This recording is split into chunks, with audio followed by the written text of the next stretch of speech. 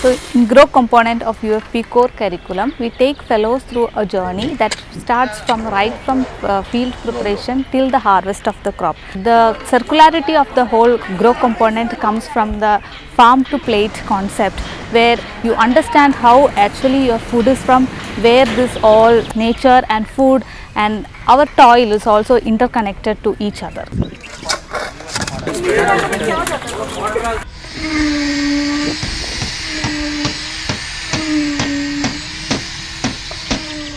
So here we are sensitizing the fellows to working with mud and the other techniques. The build component of the UFP course provides hands-on experience with construction, exposing fellows to the often invisible labor and material systems behind urban spaces.